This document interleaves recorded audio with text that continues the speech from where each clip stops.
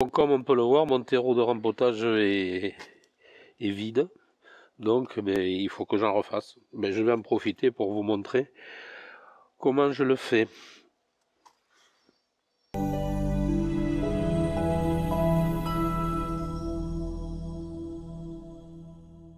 Oui, bonjour tout le monde. Aujourd'hui, juste une vidéo pour vous montrer comment je réalise mon terreau de rempotage qui fonctionne du feu de Dieu. Allez, vous allez voir. Bon voilà, tout d'abord, il faut savoir une chose, c'est que je n'ai aucune action chez Leclerc. Par contre, ce terreau, je le trouve génial, quoi. Terreau universel, en biologique, il est prêt à l'emploi et il est pour plantation et semis. Je l'ai où j'en ai déjà utilisé, j'en utilise régulièrement et je peux vous dire que ce terreau, vous allez voir qu'il a, au niveau des déchets, c'est assez génial, quoi. Il n'y a pratiquement que dalle. Je prends un demi-sac que je tamise. Là, je finis d'écraser les mottes qui sont là. Voilà. Je dois avoir 10% de déchets, quand même relativement intéressant. Je considère que ça correspond à 6 ou 7 pelles. Donc maintenant, ce que je vais faire, je vais mettre ceci. Ça, c'est un mélange de terre végétale et de compost que je mélange. Et là, je vais mettre 6 ou 7 pelles. Je tamise aussi. Donc je mets cette pelle de ma terre végétale mélangée à du compost. Globalement, si vous voulez, je mets autant de terre végétale compost que de terreau. Bon, maintenant, ce qu'il faut faire, c'est mélanger tout ça. Voilà. Ici, de toute façon, je vais mélanger 3 fois, alors ça va le faire, hein. Voilà pour ça. Je vais rajouter maintenant, regardez là ce que c'est. On dirait c'est hyper volatile. Alors vous allez me dire, qu'est-ce que c'est ce truc? Vous voyez là? Mais ça, c'est du crottin de cheval. Mais c'est que du crottin de cheval. Alors les boulettes, moi ça me gonflait. Ce que j'ai fait, mais je l'ai tondu. Je suis allé chez mes enfants là. Il y a un cheval, ils ont un cheval. Et donc il fait caca toujours au même endroit. Et moi ce que je fais, je l'étale un peu avec le bigos. Et ensuite j'y passe la tondeuse avec le bac arrière. Là, 3 pelles, 4 petites pelles ou 3 grosses. Voilà pour ça. Donc, où on en est? On récapitule. On a mis un demi-sac de terreau, 7 pelles de terre végétale avec du compost et 3 grosses pelles ou 4 petites pelles de crottin de cheval. Mais crottin de cheval, j'entends par crottin de cheval seul, il n'y a pas de paille, zéro paille. Ça fertilise ce truc et ça allège.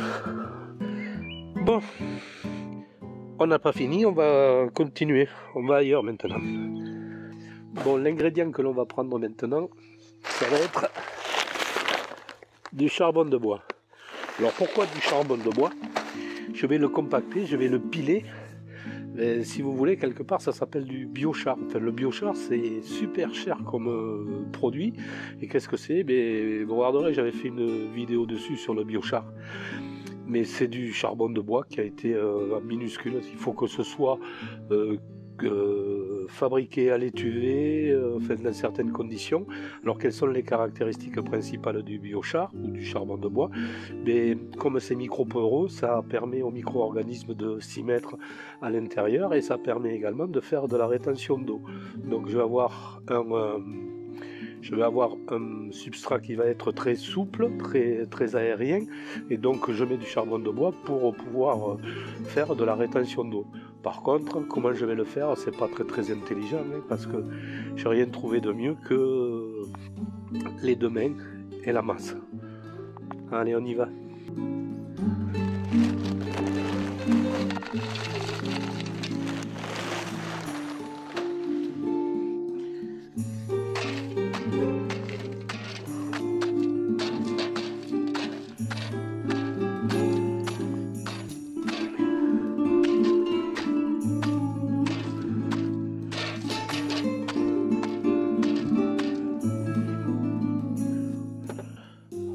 Bon, c'est pas suffisant, mais au moins je le fais en plusieurs fois. Je prends un tamis quand même qui est beaucoup plus fin. Il doit faire 3 mm à peu près.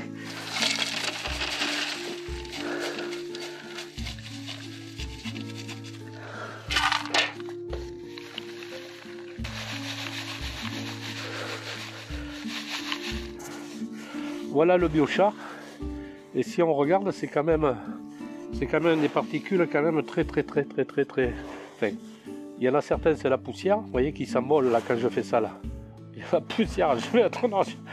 Après on fait la douche après parce que ça va bien quoi. Et ici, si on regarde là, ce truc là, c'est pas très épais. Alors, je rappelle les caractéristiques principales du biochar. Moi, c'est du charbon de bois, mais le biochar, c'est du bois qui a été cuit, enfin brûlé en aérobie, c'est-à-dire sans oxygène, carrément à l'étouffer, comme fait moi mon fournisseur de charbon de bois. Ensuite, les caractéristiques, c'est que c'est un abri pour les microbactéries, il y en a bien d'autres quoi. Et ensuite, c'est un pouvoir de rétention d'eau assez intéressant. Et donc, je vais rajouter ça dans mon terreau de rempotage. Le voilà ici.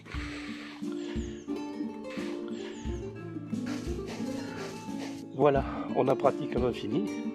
Juste une dernière chose, de la vermiculite que je mets à l'intérieur également pour aérer le système. Ici, j'en mets la valeur